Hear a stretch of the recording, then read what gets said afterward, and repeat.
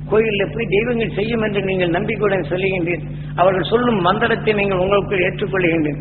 அந்த மந்திரத்தின் தன்மை ஆனத்தும் இந்த உணர்வு அதிகமாக பெருக்கிவிட்டால் நாம் இறந்தார். இதே மந்திரத்தை ஒருவன் சொன்னான் என்றால் இந்த கலந்து கொண்டு இந்த ஆன்மாவை கைவெளிப்படுத்தி அவன் பலவிதமான வித்தைகளுக்கு நம் ஆன்மாவை பயன்படுத்துகின்றான். ஆக அதனால் ஏறப்படி நாம் வழிநடத்தி வந்ததனால் அதன் உணர்வு நாம் வழிப்படுத்தும் போது ஒரு மனித உடல் விளைந்த உணர்வு தான் மீண்டும் கைவெளிப்படுத்தி ஜோசியம் பார்ப்பது, மற்ற நிலையை பெறுவது, ஒரு உடலை இயக்குவது, ஒரு உடலை மாற்றுவது, சில பொருள்களை உருமாற்றுவது, இதை போன்ற நிலைகள் எல்லாம் இது மனித உடலில் விளைந்ததுதான். ஏனென்றால் பலவிதமான உணர்வுகளை மனித உடலில் திணித்து அதை இயங்க செய்து சோமபானம் என்ற உணர்வை மதுவை கொடுத்து மந்திரத்தை சொல்லி இந்த உடலுக்குள் செயல்படுத்தினோம். யாகத்தில் இத்தகைய பொருளை போடும்போது மனத்துடன் அவன் சொல்லும் உணர்வு நமக்குள் பகிர்ந்து கொண்டதனால் நம்மை அறியாமலே இந்த உணர்வு நமக்குள் விளைகின்றது. பின் இதை சொன்னால் உனக்கு இந்த தெய்வம் காக்கும் என்ற நிலைகள் வருகின்றது. அதே உணர்வை நாம் கவர்ந்து கொண்டால் இந்த உடலுக்குள் எந்த மனிதன் இதை அதிகமாக பற்றி இறந்தானோ அந்த ஆன்மாவை நாம் இழுத்துக்கொள்ள முடிகின்றது. நம் உடலில் இருக்கக்கூடிய மீண்டும் தீய உணர்வின் தன் விளைகின்றது. இதை போல விளைந்து நமக்கு மந்திரத்தை சொல்லும் போது இன்னொரு ஆன்மாவை நமக்கு கொண்டு வர முடிகின்றது. ஆனால் இந்த மந்திரத்தை தெரிந்து கொண்ட கற்றுணர்ந்த விற்பனரோ அந்த மந்திரத்தை சொல்லி இந்த ஆன்மாவை கைவெளிப்படுத்தி பல தீமைகளுக்கும் செயல்படுத்துவதற்கு பயன்படுத்துகின்றன, சில நோய்களை நீக்குவதற்கும் பயன்படுத்துகின்றன என்ற ஒரு போக்கியை கண்ட பின் எப்படி பிற நிலைகள் மாறுகின்றதோ, கோப உணர்ச்சி கொண்டு ஆக்ரோஷ உணர்வுடன் ஒருத்தன் இறந்திருந்தால் அவன் காளியின் ரூபத்தை அதே உணர்வு பெற்று அவன் வளர்த்திருந்தார். அந்த காளியின் மந்திரத்தை சொல்லப்படும் போது ஒரு மனிதன் உடல் இருந்த அந்த ஆக்ரோஷமான உணர்வு வருகின்றது. அதை ஒருவன் மேல் ஏகும்போது சாதாரண மனிதன் கொண்ட ஆவி அங்கே இருந்தால் இந்த உணர்வை செலுத்தப்படும் போது அடக்கும். சிறிது காலமே மீண்டும் அந்த உணர்வின் தன்மை இது சிறிது காலமே இருக்கும்போது மாறும். மீண்டும் நம் உடலை சேர்த்த அந்த ஆவின் உணர்வுகள் அதனுடைய ஆக்கிரமிப்பை செய்து கொண்டேறானது. ஆக இதை போன்ற இயற்கை ஞானிகள் காட்சிய உணர்வை மாற்றி வேதங்கள் இறைச்சாம அதர்வன யஜோ என்ற இந்த உணர்வின் அடிப்படையில் ஒரு பொருளுடன் ஒரு பொருள் கலந்து விட்டால் அந்த பொருள் ரெண்டு பொருளின் உணர்வுகளும் அது செயலிழந்து விடுகிறது அதர்வன. ஆகவே நாம் மந்திரங்கள் சொல்லப்படும் போது நமக்குள் இயங்கி பிறப்பும் போது அந்த மந்திரத்தின் உணர்வும் போது அதர்வன.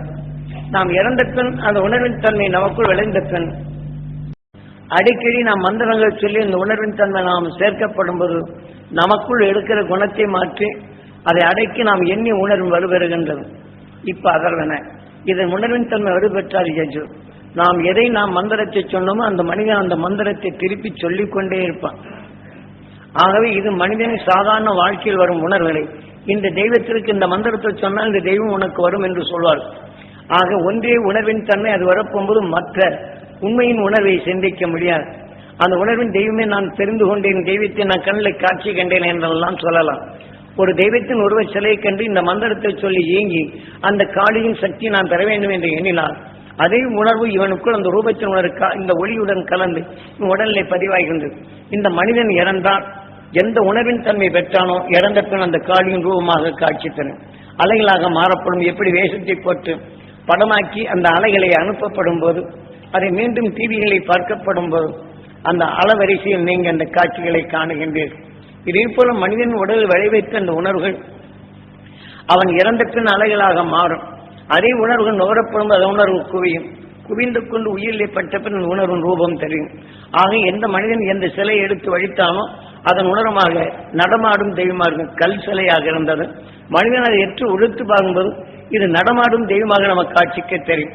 ஆக நான் தெய்வத்தை காளியை கண்ணிலே பார்த்தேன், முருகனை கண்ணிலே பார்த்தேன், சிவனை கண்ணிலே பார்த்தேன் என்று சொல்லலாம். ஆக முருகன் இப்படி பிறக்கவில்லை, காளி இப்படி பிறக்கவில்லை. நாம் அமைத்துக் கொண்ட உருவத்தை மந்திர ஒளி கொண்டு நாம் உணர்வின் மனங்களை போட்டு அது நமக்குள் உருவாக்கி விடுகின்றோம். இறந்த பின் அதே செயலை செயல்படும் போது நம்ம உடலுக்குள்ள உணர்வினை இப்ப காட்சி பொருளாக உண்மையிலே அந்த தெய்வம் இருந்ததாக நாம் நம்பும்படி செய்தார்கள். காட்சி நான் பார்த்தேன், முருகனை பார்த்தேன், ஆக மற்ற என் உடல்ல என் மடியில் உட்கார்ந்து வந்தான்னு காட்டுவாங்க. ஏனென்றால் அந்த உண்மையின் உணர்வை தெரிவதற்காக அன்று நான் வெறும் சட்டையும் வேசியை கொண்டு வேற ஒன்றும் கிடையாது. ஒரு டப்பா உண்டு, சில அரிசிகள் உண்டு, வேற யாருக்கும் வேணும் வாங்கி சாப்பிடுறதில்ல. அந்த கிணத்துல அந்த டப்பால அளவுக்கு மோந்துகிறது.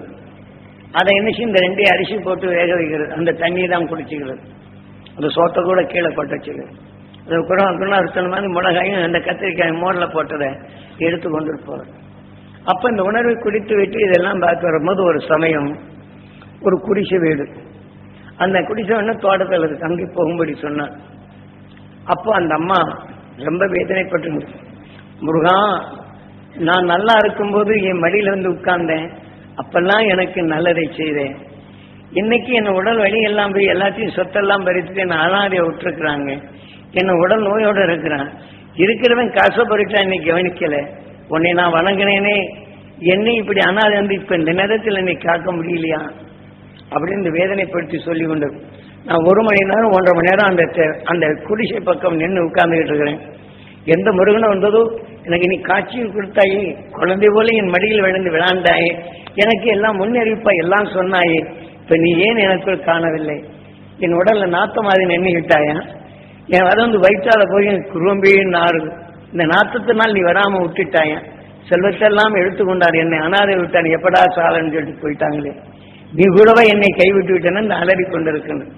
அப்போதான் குருநாதர் சொல்றார், அந்த செல்வம் இருக்கும் அது எந்த மந்திரத்தை சொல்லி அதன் உணர்வு கொண்டு முருகன் காப்பான் என்ற நிலைகள் வந்ததோ, அந்த உருவச்சிலையை தனக்குள் எடுத்து இந்த மந்திரங்கள் சிலை அதன் உணர்வின் தன்மை பெற்ற பின் இதே போல உடலில் பெற்ற ஒரு ஆன்மா, இறந்த ஆன்மா இங்கே காட்சி தருகின்றது, அந்த முருகன் அல்ல. ஆக இதே போல ஆன்மாக்கள் வரப்போகும்போது அந்த ஆன்மா எப்படியெல்லாம் துயரப்பட்டதோ அதே உணர்வுகள் இங்கே வருகின்றது. ஆக இந்த முருகனை இங்கே பார்க்க முடியவில்லை, அந்த வேதனைப்பட்டுக் கொண்டே இருக்கின்றது.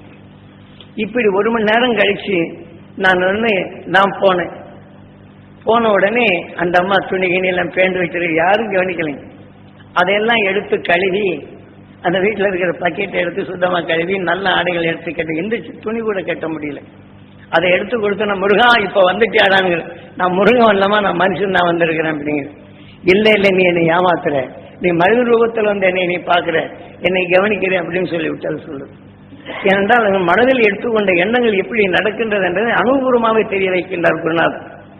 ஏன்னா சுற்றுப்பயணம் நிறைய பக்தி கொண்ட ஆன்மாக்கள் எப்படி எல்லாம் அவசரப்படுகின்றது, அவருடைய எண்ணங்கள் எப்படி ஆகின்றது என்ற நிலையை காட்டுகின்ற. அப்ப நான் சொல்லி இது பண்ண நான் சொன்னேன், இப்ப எங்க முருகனை பாது அப்படின்னு, இப்பவும் வரலையே, முதல்ல வரலன்னா இப்ப ஏன் வரல அப்படின்னு சொல்ல போகும்போது இந்த உணர்வுகள் நாம் எடுத்துக்கொண்ட மந்திர ஒளியால் சிக்கப்பட்டு இதே உணர்வு கொண்டு அந்த முருகன் மேல் பக்தியாக சென்ற அந்த ஆன்மாக்கள் அவர் இழந்து விடுகின்றார்கள். அதே பக்தி கொள்ளும்போது அந்த ஆன்மா இங்கே வந்து விடுகின்றது. அவர்கள் நோய்வாய்ப்படும்போது யார் எப்படி கவனிக்காமல் விட்டார்களோ அதே ஆன்மா இந்த உங்க உடல் ஆனவனை முருகனைப் போல காட்சி தருவதும் பல நிலைகளை செய்வதும் இருந்தது. ஆனால் நாளடைவில் அந்த காட்சியின் உணர்வு உங்களுக்கும் நோயாக மாறியது.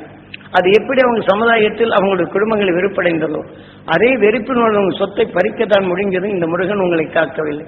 ஆக இதன் நிலைகளை பறிக்கவும் உங்கள் மேலே வெறுப்பாகவும் உங்களால் செயலற்றவதாக மாற்றி எப்போது சீக்கிரம் மடிவான் என்றுதான் எதிர்பார்த்து கொண்டார். இந்த செல்வத்தை பெற்றோம் நாம் சந்தோஷமா இருக்கும் என்றில்லை, தொலைந்து விட்டால் தன் இஷ்டத்திற்கு செய்து விடலாம். அது உயிரோடு இருந்தால் மற்றவர்களை உயிர் எழுதி வைத்தால் என்ன செய்வது? அதனால இந்த உயிர் சிலருக்கு எழுதி வைத்ததை தெரிந்து கொண்டார்கள். அந்த உயிர் அங்கே போய் சேர்ந்து விடும் என்று இவங்க சொத்து இவங்க கையில் இருக்கும் போது இதை ஒன்றும் செய்யவில்லை. என்ன அந்த இடத்துல குருநாதருக்காக செல்வம் இருந்தும் அந்த செல்வத்திற்காக கொடுத்து அவர்களை காப்பாற்றும் நிலை கூட மாறிவிடுகின்றது. யாருக்கோ கொடுத்து விட்டார் என்று யாரோ சொன்னதுக்காக இந்த மாதிரி அவர்களை தொல்லைப்படுத்தி இந்த சொத்தை பறிக்க இன்று ஒவ்வொரு குடும்பத்திலும் இந்த மாதிரி நடந்து கொண்டுதான். அம்மா அப்பாவு கூட இது நிறைய நடக்குதாங்க. சகோதரர்களுக்கு இந்த பகைமை உணர்வுதான். நாமும் இந்த முருகனை பக்தி கொள்றோம், சிவனை வணங்குகின்றோம், எல்லாம் தான் சொல்லுகின்றோம். அவன் எனக்கு துரோகம் செய்கிறான் அந்த தெய்வத்தை வணங்குகிறேன். அந்த மந்திரத்தை சொல்லி சகோதரன் சாக வேண்டும் என்று எண்ணுகின்றோம், தந்தையை சாக வேண்டும் என்று அந்த முருகனைத்தான் வேண்டுகின்றோம். ஏனென்றால் நம்முடைய பக்தி எந்த அளவில் இருக்கின்றது? இந்த உடலின் இச்சை கொண்டு தெய்வங்களை தனக்கு சாட்சியாக வைத்து ஆக நல்ல உணர்வுகள் எடுத்து தீமையில் அகற்றும் அந்த உணர்வின் தன்மை நமக்குள் தெய்வமாகும். எல்லாரும் என்புற்று இருக்க வேண்டும், அந்த தெய்வீக குணத்தை பெற வேண்டும், தெய்வீக பண்புடன் இருக்க வேண்டும், தெய்வீக வாழ்க்கை அவர்கள் வாழ வேண்டும், அவர் குடும்பம் நலமா இருக்க வேண்டும் உணர்வை எண்ணினால் அந்த பகைமை மாறுகின்றது. எந்தற்காக இதை சொன்னால் யார் எத்தனை பேர் செய்து கொள்றோம்? ஆக நாம் எடுத்துக்கொண்ட உணர்வின் தன்மைதான் உங்கள் காட்சியாகவும் பல நிலைகள் மனிதனுடன் பழகிய உணர்வு மனித வாழ்க்கைக்கே பயன்படுகின்றது. கிடைக்கவில்லை என்றால் வேதனை என்று உணர்வு வருகின்றது. ஆக வேதனை என்று உணர்வு வரப்போகும்போது காளிக்கோ அங்கலீஸ்வரிக்கோ அல்லது மாடசாமிக்கோ முனிசாமிக்கோ ஆடுகளை பலியெடுத்து அந்த இரத்தத்தை அதை அபிஷேகித்து அதன் வழி மகிழ்ந்து என் கஷ்டத்தை நீக்குவான் என்று இப்படி தவறான வழியில் நாம் பின்பற்றி உள்ளோம். அந்த தவறின் உணர்வு பெற்றவன் அவன் இறந்தால் இந்த அசுர உணர்வு கொண்டே மாடனாகும் முனியனாகும் இதே போல என் உடலுக்குள்ளிருந்து அந்த ஆவியை எனக்கு ஆட்சி படைப்பான். ஆகவே நாம் வணங்கும் உணர்வு எதுவோ நம் உடலுக்கு பின் இந்த உயிருடன் ஒன்றி அந்த உணர்வின் தன்மை கொண்டு வெளியே செல்லப்படும்போது நாம் வணங்கி கண்ணின் உணர்வு கொண்டு அதே தெய்வமாக தான் மாறுகின்றது. இதை போலெல்லாம் மனிதனால் உருவாக்கப்பட்ட நிலைகள் தான் இந்த சிலை வடிவுகள். ஆக நல்ல குணங்களை எண்ணி எடுக்க சொன்னதுதான் ஞானிகள். ஆக ஒரு மாடச்சாமியை பார்த்தோம் என்றால், ஒரு கற்பச்சாமியை பார்த்தோம் என்றால், ஒருவன் தவறு செய்கிறான உணர்வு, அதாவது ஒருத்தன் வேதனைப்படுகிறான் என்று வைத்துக் கொள்ளும். மனிதன் பண்புடன் அந்த வேதனைப்படும் உணர்வு நுகர்ந்த பெண் இவனும் இருந்து உணர்வுகள் இருந்து விடுகின்றது. அவனை காக்க எண்ணுகின்றான், அதே உணர்வில் இருந்து விடுகின்றது. ஆக இருந்த உணர்வை செய்வது அறிய முடியாத நிலை இவன் உடலுக்குள் அந்த ஊடுருவுகின்றது. ஆனால் அதே போல பலருக்கு பிறருடைய துயரங்களை எண்ணி இயங்கும்போது அவன் படும் துயரமெல்லாம் இங்கே வந்து இவன் சிந்திக்கும் தன்னை ஏற்கனவே நல்லது செய்திருந்தாலும் இதை செய்ய முடியாத நிலை. எல்லாருக்கும் நல்லது செய்தான், என்னை ஆண்டவன் சோதிக்கிறான்னு சொல்லி போட்டு அவன் நல்லதவே செய்கிறது மறக்கிறான். எதை செய்து என்ன பண்ணு அப்படியே நாசமா போகட்டும்னு சொல்லுவான். அவன் கடைசி உணர்வு இதைத்தான். ஆக இதை போல உணர்வு வரப்போகும்போது நாம் எதை நல்லது செய்ய வேண்டும் என்று எண்ணினார்களோ பிறருடைய வேதனைப்படும் உணர்வை நுகரப்படும் போது நல்ல குணங்கள் அனைத்தும் மடிந்து விடுகின்றது. ஆக பின் அவனைப் போல வேதனைப்பட்ட உணர்வு நமக்கு நோயாகவும் தவறு செய்வதாக மாற்றிக்கொண்டே உள்ளது. அப்ப இதை மாற்ற வேண்டும் அல்லவா? இதையெல்லாம் மாற்றி அமைத்தவன் அகசியன் துருவனாகிய துருவ நட்சத்திரமான அந்த உணர்வை எடுத்து நம் உடலிலே அழிக்கடி பெருக்குதல் வேண்டும். நமக்குள் கடும் நோயாக வந்தாலும் இதை போல நாம பதிவு செய்த உணர்வின் வலுகொண்டு நீங்கள் இந்த காற்றில் உள்ள நல்ல மனத்தை நுகரலாம். இந்த செடிகொடிகள் எந்த உணர்வின் சத்தை பெற்றதோ அந்த உணர்வின் துணை கொண்டு அந்த தாய் செடி மனத்தை காற்றில் கலந்திருப்பதனால் அதில் விளைந்த வித்து புவியின் துணை கொண்டு அது கவர்ந்து அதே உணர்வுகள் அதே மனம் அதே குணமாக வளர்க்கின்றது. இதை போலதான் நாமும் அகேசன் தன்னுடலில் பல பச்சளை மூலிகைகள் எடுத்து அவன் உடலை விட்டு உடலிருந்து விளைவித்த உணர்வு சூரியனால் கவர்ந்து இந்த பூமியில உண்டு. அதை பெறக்கூடிய தகுதியாக உபதேசித்து உணர்வின் தன்மை பதிவாகி உங்கள் நினைவை கூட்டி இந்த காற்றில் இருக்கும் அகேசின் பல நோய்களை உணர்வை நீங்களும் பெற முடியும். அதன் உணர்வை நுகர்ந்தால் அதிசயத்தக்க நிலையில் பல உடல்கள உறுப்புகளை மாற்றம் அமையும், நோய்களையும் மாற்றி அமைக்கலாம். இருந்தாலும் நல்ல சிந்தனை கொண்டு இந்த துருவ நட்சத்திரத்தின் இவன் அகேசின் துருவனான அந்த துருவ நட்சத்திரத்தின் உணர்வை நமக்குள் பெருக்கி இந்த உடலுக்கு பின் ஒளியின் சரீரம் பெறலாம். சில நிலையில் உபாதைகள் இருக்கும்போது அந்த துருவ நட்சத்திரத்தை நாம் எண்ண முடியாது போய்விடுகின்றது. ஆக இந்த வேதனை உணர்வு வரும்போது அந்த தீய அணுக்களை தான் நமக்குள் வளர்க்க முடிகின்றது. இதை போன்ற நிலைகள் எல்லாம் இருந்து விடுபடுவதற்குத்தான் இன்று உங்களுக்குள் பதிவாக்கியது, பயிற்சி கொடுத்தது. இதை போல நீங்கள் நண்பர்களிடத்திலோ சொந்த பந்தமோ பழகிய இடத்திலோ இன்று வராத தியான வழி அன்பர்களுக்கு இதை போல நீங்கள் நினைப்படுத்தி சாமி நமக்கு இதை செய்தார், அதனுடைய நாம் பெற்ற வேண்டாம், நாம் அந்த வலிமை பெற முடியும், தீமையை அகற்ற முடியும், அருளை பெற முடியும், இருளை அகற்ற முடியும், பிறகு நான் நிலையை அடைய முடியும் என்று உங்கள் ஊக்கமான உணர்வுகளை இங்கே பரிசீலனை நினைவரட்டும். அவர்களும் அவருக்குள் நல்ல உயர்ந்த நிலைகள் பெறட்டும் என்ற நிலையில் நீங்கள் பழக வேண்டும். ஏனென்றால் இந்த உலகம் முழுவதுக்குமே விஷத்தன்மையை பரவுகின்றது. இந்த விஷத்தன்மைக்குள் மறைந்துதான் துருவ நட்சத்திரத்தின் உணர்வு இருக்கின்றது. அதை பிரித்து எடுப்பதற்கு உங்கள் உழைக்கின்றது. எத்தனை விதமான உணர்வு இருந்தாலும் ரோஜாப்பு தன் நறுமணத்தை எடுத்துக்கொள்கின்றது. எத்தனை விதமான இருந்தாலும் கருவேப்பிலை செடி தான் கலந்து கொண்ட உணர்வு அதை பிரித்து கருவேப்பிலையாக மாறுகின்றது. அதாவது இறைய சமயத்தில் வேப்பமரம் தன் உணர்வின் தன்மை படர்கின்றது. இதை போல தாவர இனங்கள் பெறுவது போன்று உங்களுக்குள் அரு உணர்வை பெருக்கி அதன் உணர்வின் தன்மை பெருக்கப்படும் போது அந்த துருவ நட்சத்திரத்தின் உணர்வு நீங்கள் பெருக்கி விஷத்தன்மையை நீங்கள் தடுக்கும் தன்மை வரும். நீங்கள் படை கொண்டால் இந்த உணர்வின் தன்மை ஆன்மாவிலே பெருக்கப்படும் ரிமோட். நாம் உள்ளுக்கு புகாதபடி நீங்கள் ஈஸ்வரா என்று எண்ணினாலே இதனுடைய உள்ளுக்கு புகாதபடி அந்த துருவ நட்சத்திர உணர்வு வலு கொண்டு நீக்கும். என் உடலுக்குள் படர வேண்டும் என்ற உணர்வானால் இதை சுத்தப்படுத்திக் கொண்டே இருக்கும். ஆக நமக்குள் நல்ல உணர்வை நாம் பெருக்க முடியும். கொஞ்ச நாள் இந்த பழக்கத்திற்கு வந்துவிட்டால் அந்த இயற்கையின் உண்மையின் உணர்வை நாம் பெறலாம். இந்த உடல் வாழ்க்கைக்கு போய் நாம் பிறவியில்லா நிலை அடையலாம். இந்த அருள் சக்தி பெற வேண்டும் என்று உங்கள் உபதேசித்த உணர்வினை இன்று நீங்கள் உங்கள் அனுபவ ரீதியில் கொண்டது. இதை ஒவ்வொரு நாளும் இதை போல நீங்கள் உங்கள் வாழ்க்கை காலையில் 4லிருந்து 5க்குள்ளே தூங்கி எழுந்து அப்புறம் குளிக்க ஒண்ணுங்க. உங்க ஆன்மாவில் உள்ள நாத்தத்தை நீக்கி துருவ நட்சத்திர உணர்வு உடலை சேர்த்தால் உங்க ஆத்மாவில் இருந்த நாத்தத்தை பழக்கின்றது. நல்ல மகிழ்ச்சி கொண்ட நல்ல நறுமணங்கள் வரும். ஆகவே நீங்கள் பழச்சிங்க. இப்போது அகசியன் பெற்ற அந்த பச்சளை மூலையில் அவனில் விளைந்து அந்த அருள் சக்தி படர்ந்திருப்பதை அந்த அகசியன் பெற்ற பேரருளை நான் பெற வேண்டும். அவன் அகசியன் பெற்ற விஷத்தை நீக்கி அந்த பச்சளை மனம் நாங்கள் பெற வேண்டும். இங்கு இரத்த நாணங்களை கலக்க வேண்டும் என்று ஏங்கி சிறிது நேரம் கண்ணின் நினைவை புரிமைத்தில் வைத்து உயிருடன் வந்து ஈஸ்வரா என்று ஏங்கி அகிஷன் பெற்ற அவன் அறிந்துணர்ந்த பச்சளையின் மனங்கள் நாங்கள் பெற வேண்டும், எங்கள் இரத்த நாணங்களிலே கலக்க வேண்டும் என்று எண்ணி ஏங்கி தியானி. இப்ப அந்த பச்சளை மனம் வரும், நுகர முடியும். நுகர முடியும் என்றால் உங்கள் வாயிலை உமிழ்நீராக மாறும்போது உணர முடியும்.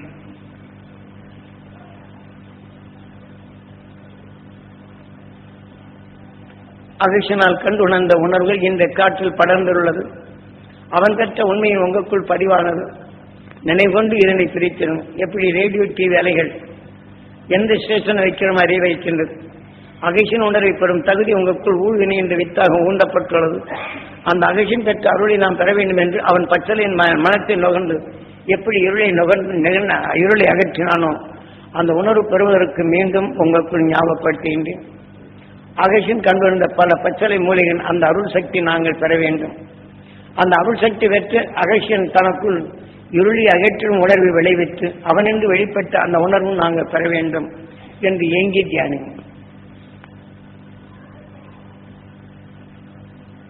இப்ப யாருக்கெல்லாம் பச்சளை மனம் வந்தது என்று அறிய கையை உசத்தி காட்டுங்க. இப்ப நுகர்ந்த உணர்வுகள் உங்கள் உமினி தான் மாறி உங்கள் வாயில் சுவைகள் எத்தனை பேருக்கு வந்தது கையை உயர்த்தி காட்டுங்க.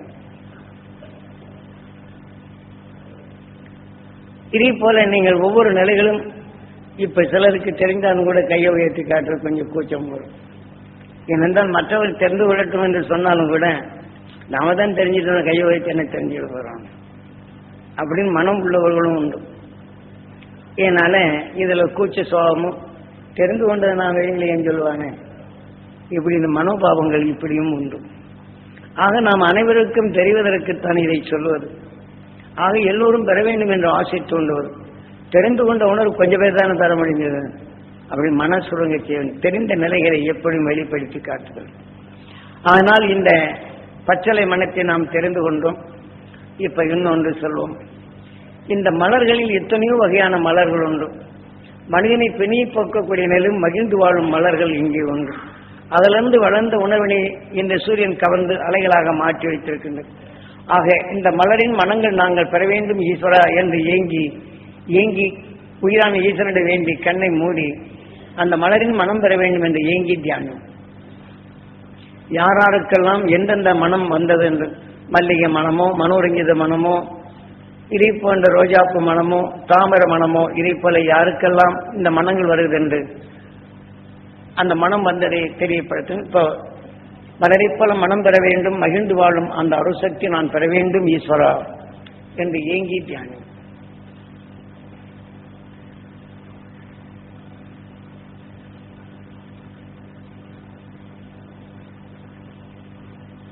மனம் வந்தது என்று கையை உயர்த்தி காட்டுங்க.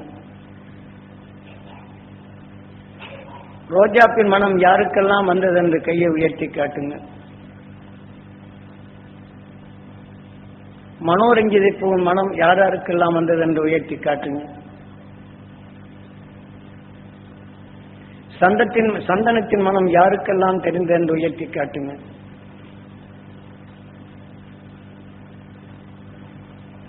இப்போது நாம் நுகர்ந்த உணர்வுகள் யார் அதுக்கெல்லாம் அந்த உமிழ்நீர் வாயில் சுவைத்த வாய்க்குள் இந்த உணர்வு மனம் கிடைத்தது என்று உயர்த்தி காட்டுங்க.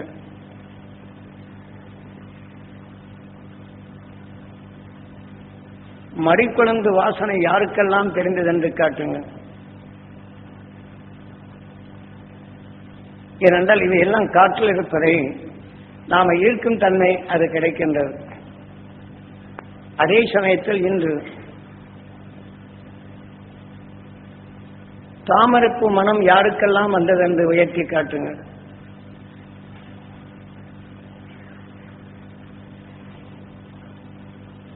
அதாவது இப்ப மலரின் மனம் பெறக்கூடிய இதே போல நாம் எடுத்தோம் என்றால் அவ்வப்போது நறுமணங்கள் பெற வேண்டும் என்று ஏங்கி தியானித்தால் அந்த நறுமணங்கள் வரும். இப்ப சிலர் இடங்களில் சில சங்கடமோ சலிப்பான உணர்வு வந்து இதை தடுத்து நிறுத்தும். ஆகவே இதை போன்ற நிலையை பிறக்க அடிக்கடி இந்த துரு நட்சத்திரத்தின் பேரொழியை நாம் பெற வேண்டும், அகழ்ச்சியின் பேரொழியை நாம் பெற வேண்டும், அந்த மலரின் மனங்கள் நாம் பெற வேண்டும், அந்த மகிழ்ந்து வாழும் அந்த அருசக்தி நான் பெற வேண்டும் என்று இயங்கி இதை உணர்வை பெருக்கிக் கொள்ளலாம். ஆகவே காற்றில் இருப்பதை நுகர்ந்து நம் உடலில் இரத்த நாணங்களை கலந்து பழகவே இப்போ கனி வகையில் வெளிப்பட்ட மனங்கள் இன்று சூரியனால் வெளிப்பட்டிருக்கும்.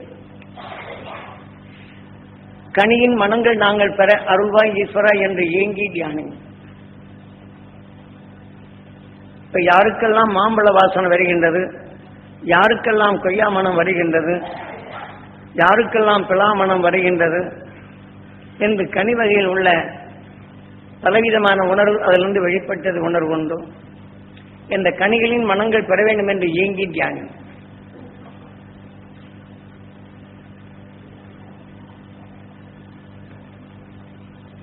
இதே போல பல கனிகளின் மனங்களை நாம் நுகர முடியும். ஏனென்றால் இந்த கனி வர்க்கங்களை நாம் புழுவிலிருந்து மனிதனாக வரும் வரையிலும் அது உணவாக உட்கொண்டு வந்தவர்கள் தான் பல நிலைகளில். அதனால் வந்த அணுக்களும் நம் உடலில் உண்டு. அதன் உணர்வின் தன்மை பெறப்படும் போது இப்ப மனிதனான பின் அந்த உணர்வை நுகர்ந்தறிய முடியும். ஆகவே இதை போல நாம் உணர்வு பெறப்படும் போது நாம் பிரபஞ்சத்தின் இயக்கத்தை முழுமையாக அறிந்து கொள்ள முடியும். ஆக பிரபஞ்சத்தின் இயக்கத்தை நாம் உடலுக்குள் செலுத்தப்படும் போது நான் அடிக்கடி இந்த 27 நட்சத்திரங்களும் நமது சூரியன் கவர்ந்து அது ஒரு பால்வழி மண்டலங்களாக மாற்றி அந்த பால்வழி மண்டலத்திலிருந்து நாம் பிரபஞ்சத்தில் பரவும் போது ஒன்றோடு ஒன்று மோதும் போது மின்னலாகும் போது பிரிந்து வரும் அணு தோள்களை ஒவ்வொரு கோளும் எதன் வழி அதை வளர்த்து கொண்டு அதை பிரித்து எடுத்துக்கொள்ள என்று ஏற்கனவே சொல்லியுள்ளேன். இதே போல பிரபஞ்சத்தில் மாற்றுவது போல நமது உணர்வின் தன்மை ஒரு பிறருடைய மனத்தின் உணர்வை நாம் நுகரப்படும் போது நாம் பால்வழி மண்டலங்களாக மாறுகின்றது. எதன் வலுவின் தன்மை இது இரண்டும் கலந்து நம் உடலுக்குள் இருக்கும் உயிருடன் மோதப்படும் போது அது உணர்ச்சிகள் பல வகையான நிலை வருவது. ஆகவே இதுதான் கண்ணன் மகாபாரத போரை வழி நடத்துகிறான் என்று நாம் எண்ணி உணர்வு நம் ஆன்மாவாக மாற்றி உணர்வின் தன்மை நம் உயிருடன் மோதும் போது அந்த குருட்சேத்திர போராக உயிரில் மோதி உணர்வின் தன்மை அது அதன் வழி நம்முடைய வாழ்க்கை எண்ணம் செயல் இதையெல்லாம் இயங்குகின்றது. இதெல்லாம் அறிவிப்பதற்குத்தான் மகாபாரதம், கந்தபுராணம், சிவபுராணம், விநாயகப் புராணம் என்று இந்த உடலுக்குள் எத்தனை வகையான உணர்ச்சிகள் நடக்கின்றது என்று காரணப்பேர் அளித்து நம்மை நாம் அறிந்திடும் உணர்வாக கொண்டு வருகின்றனர். இதை உங்களுக்குள் உபதேசித்த உணர்வின் தன்மை உங்களை நீங்கள் அறிய உதவும். ஆக உயிரின் இயக்கத்துடன் ஒன்ற முடியும்.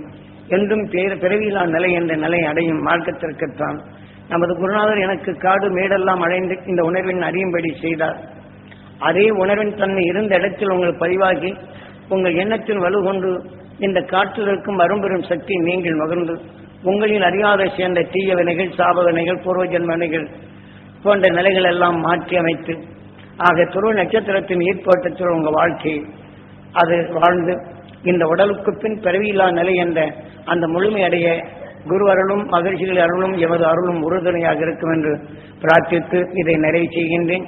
நீ கேட்டவர்கள் இதே போல உங்கள் நண்பர்களோ தியான வழி அன்பர்களோ அவர்களுக்கு எடுத்துரைங்க. இதன் வழி பயிற்சிகளை நீங்கள் செய்து காட்டுங்கள். உங்கள் வாழ்க்கையில் இந்த விஞ்ஞான வழியின் விஷயத்தை உங்களுக்குள் புகாது தடுத்து பழகுங்கள். அதனால் அடுத்து இதை இந்த உணர்வின் பெருக்க வேண்டும் என்று இது உங்களுக்கு ஆட்சி கொடுத்து மகிழ்ச்சியின் நல்வட்டத்தில் வாழ்ந்து மெய்ப்பொருளை காணும் அருசக்தி பெற்று ஆக அகிஷம் பெற்ற அருளும் அவன் துருவனான நிலையும் அவன் துருவனானத்தின் தன் திருமணமாக்கி இருமணம் ஒன்றாகி இருவுயிர் ஒன்றாகி இல்லற வாழ்க்கையில் இருளை அகற்றிய அவன் அருளுணர்வு பெற்று ஆக எதை இந்த உணர்வின் தன்மை ஒளியாக உருவாக்கும் உணர்வு பெற்றனரோ எந்த துருவத்தை எண்ணி இயங்கினாரோ அந்த துருவத்திலே எல்லை கொண்டிருக்கும் அந்த துருவ நட்சத்திரத்தை உணர்வை நீங்களும் பெற்று அவன் வழியில் நாம் அவன் எப்படி உயிர் கொண்டு பல உடல்களை பெற்று மனிதனான பின் ஒளியின் உடலாக பெற்றானோ அதே போல நாம் அனைவரும் பெற்று இந்த உடலுக்கு பின் பிறவியில்லா நிலை என்றும் பேரலை பெற்று நாம் என்றும் ஏகாந்த நிலை என்றும் வேகா நிலை என்றும் எதுவுமே நம்மை அழித்திடாது அந்த வேகா நிலையை அடைய நாம் பிரார்த்திக்கின்றேன். குரு அருள் உங்களுக்குள் உறுதுணையாக இருக்கட்டும். அகழ்ச்சியின் அருள் பேரருளாக உங்களுக்குள் மாறட்டும். அவன் பெற்ற துருவ நட்சத்திரத்தின் உணர்வு உங்களுக்குள் பேரருள் பேரொழியாக மாறி உங்கள் வாழ்க்கையில் இந்த உடலுக்கு பின் என்று ஏகாந்த என்ற அரும்பெரும் செல்வத்தை உங்களுக்குள் வளர்த்துக் கொள்ளுங்கள். பிறவியில்லா நிலை அடையும் அந்த அருளை பெறுங்கள். இந்த வாழ்க்கையில் இந்த இருளை நீக்கி என்றும் ஏகாந்த என்ற நிலையில் மகிழ்ந்து வாழ எமது அருள் உங்களுக்கு உறுதுணையாக இருந்து குரு அருள் உங்களுக்கு உறுதுணையாக இருந்து குரு அருளால் மகிழ்ச்சியின் அருள் உங்களுக்கு அதை பெற்று அதன் உணர்வு உங்களுக்குள் உணர்வின் தன்மையை உரியாக மாற்றும் அருள் சக்தி பெற வேண்டும் என்று பிரார்த்தித்து இதை நிறைவு செய்கின்றேன்.